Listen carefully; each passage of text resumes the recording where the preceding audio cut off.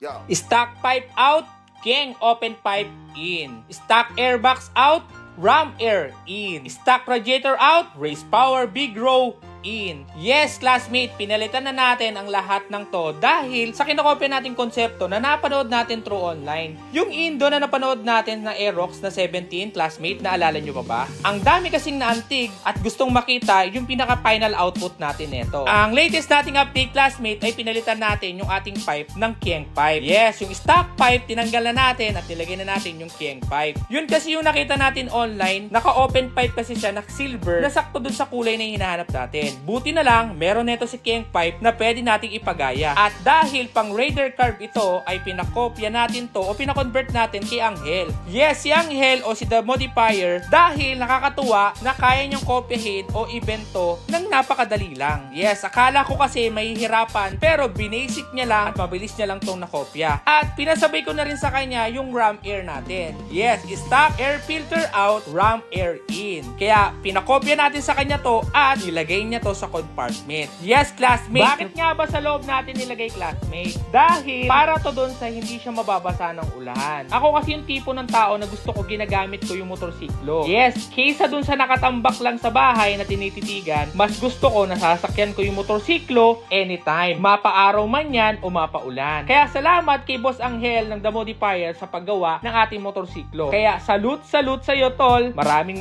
salamat.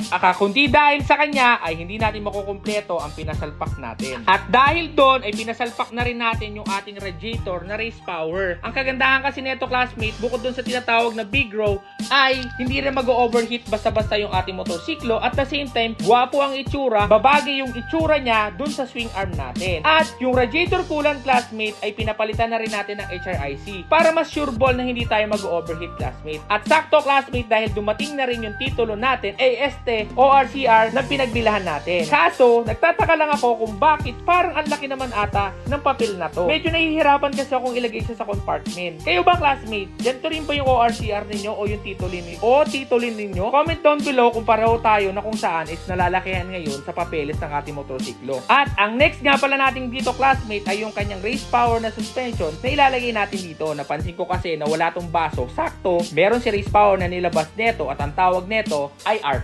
At mahabol ko lang sa mga naghahanap ng radiator na mas malaki kaysa sa stock at may problema sa tinatawag na overheat at ang gusto ay pamorma, merong race power radiator na available dito sa shop na pwede nyo i-purchase. Kaya kung kailangan mo, i-bounce mo na dyan sa baba. Okay, classmate? Yeah. At salamat dahil napanood mo tong video na to hanggang dulo. Abangan nyo yung next video kung matatapos na ba natin to o hindi. Sinasabi ko lang kayo, ha. Salamat!